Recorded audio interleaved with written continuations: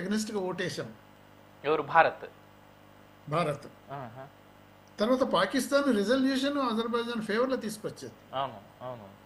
ఆ, అందుకనే వాళ్ళకి అది ఆ క్లోజ్నెస్ పెరిగిపోయింది. అయితే నేను ఎంబాసిడర్గా పోయినప్పుడు కూడా అదే ఎందుకు పోతున్నావు అంత అక్కడికి మనకు అంటే నేను మినిస్టర్తో పాటు ఉన్నాను కాబట్టి ఆగి యూరోప్ పోవచ్చని నేను జర్మనీలో మూడు సార్లు పోస్టింగ్ పోయి అల్జీరియా కూడా పోయి అవన్నీ చూశాను కాబట్టి అజర్బైజాను మనకు యాంటీ ఇండియా లెక్కనే ట్రీట్ చేశారు కాబట్టి నేను పోయి అక్కడ అట్లీస్ట్ న్యూట్రల్ చేస్తూ లేకపోతే ప్రో ఇండియా కూడా చేయాలనే పద్ధతితో ఛాలెంజ్ పోయాను. పోయిన తర్వాత ఆల్మోస్ట్ ఐ సక్సీడెడ్. మన వాళ్ళకు వీసాలు ఇవ్వని స్టేజ్లో అక్కడ పోయి ఓఎన్జీసీకి ఒక 1 billion worth of oil field ఇప్పించాను. తర్వాత వాళ్ళ ఫారెన్ మినిస్టర్ కూడా తీసుకొచ్చాను.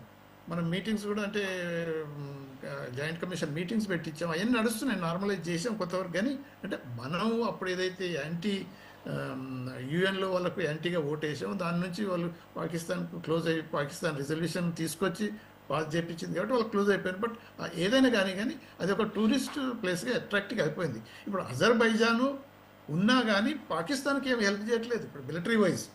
టర్కీ చేస్తుంది. Turkey is total different.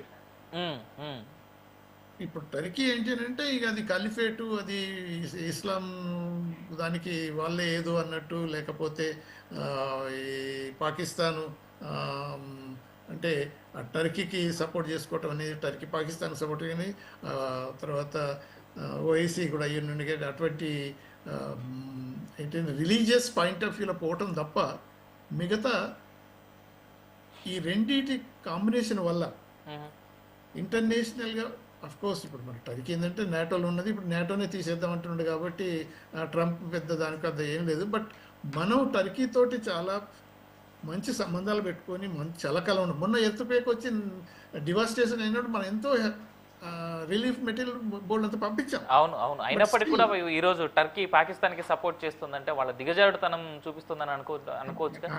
ఇప్పుడు అదే కదా, అట్లీస్ట్ న్యూట్రల్గా ఉండక వాళ్ళు మనం వాళ్ళకు ఎర్త్క్వేక్లు వచ్చి డివాస్టేషన్ అయినప్పుడు మనం రిలీఫ్ ఫండ్ హ్యుమానిటేరియన్ గెస్చర్ పెట్టినప్పుడు మనం హ్యుమానిటేరియన్ మెటీరియల్ పంపిస్తే వాళ్ళు ఇప్పుడు పాకిస్తాన్కు ఆర్మ్స్ పంపిస్తున్నారు అని అంటే వాళ్ళ దిగజారుతనం అన్నట్టే.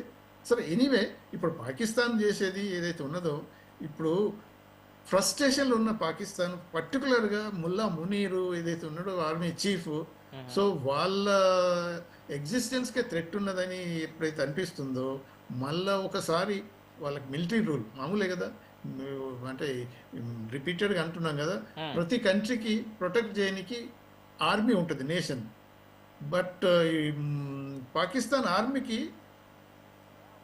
నేషన్ ఉన్నది. వాళ్ళ పైశాచికత్వాన్ని చూపెట్టుకోవడానికి ఒక దేశం ఉంది పాకిస్తాన్ ఆర్మీకి.